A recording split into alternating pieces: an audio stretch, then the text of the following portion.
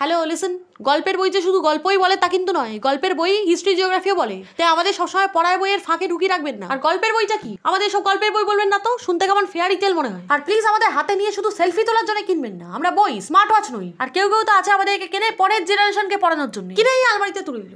না মানে আমরা কি গরমে ছাপাখানায় পাছা পুড়িয়ে ছেপে বার হচ্ছে কি আলমারিতে আরশোলা মাকড়সার সাথে থাকার জন্যে? না ঠিক আছে, আমাদের অভ্যেস আছে। আমরা জানি আমরা যত বড়ই গল্পের বই হয়ে যায় না কেন, পড়ার বইয়ের মতো সম্মান আমরা কোনোদিন পাবো না। ওই সহায়িকা যে আমাদের নখের যোগ্য নয়, তারও সম্মান আমাদের থেকে বেশি। মানে পড়ার বই নতুন চাই, কিন্তু গল্পের বই কেনার বেলায় কলেজ স্ট্রিটের পুরোনো বইয়ের স্টল। কেন? আমি কি এতই অপ্রয়োজনীয় যে আমার পেছনে ইনভেস্ট করা যায় না? তাও যদি কিনতো, বইয়ের দোকানে গিয়ে শুধু খুলে 2 লাইন পড়ে রেখে দেবে। এই যে বুকের ওপর এত ট্যাটু করে ঘুরে বেড়াচ্ছে কি শুধু দেখে ফেলে দেওয়ার জন্যে? ও এখন তো আবার আরেক নাটক শুরু হয়েছে, মোবাইল থেকেই বই পড়া হয়ে যাচ্ছে। এক রামের রক্ষে নেই, তারা সুগ্রীব দোষর। না ঠিক আছে, আমাদের কোনো আপত্তি নেই, কিন্তু আমাদের বলে দেওয়া হোক যে আমরা কি করব। আমরা হার্ড কপি বইয়ে রাখি, ছাপার মেশিনের তলায় চাপা পড়ে আত্মহত্যা করবো? কি করবো আমরা?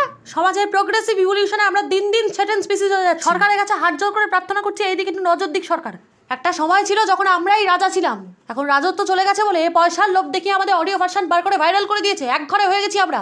যাও 2-1 একটু বই টই পড়তো, আমার গায়ের গন্ধ ভালোবাসতো, তারাও দেখি আজকাল পিডিএফ ডাউনলোড করছে। আজকাল তো প্রথম 2 পেজ পড়ে নিলেই আমি খুশি হয়ে যাই। আমার চিৎকার করে গাইতে ইচ্ছে করে, কি নামে ডেকে বলবো তোমাকে, মন্দ করেছে আমাকে ওই 2টি চোখে।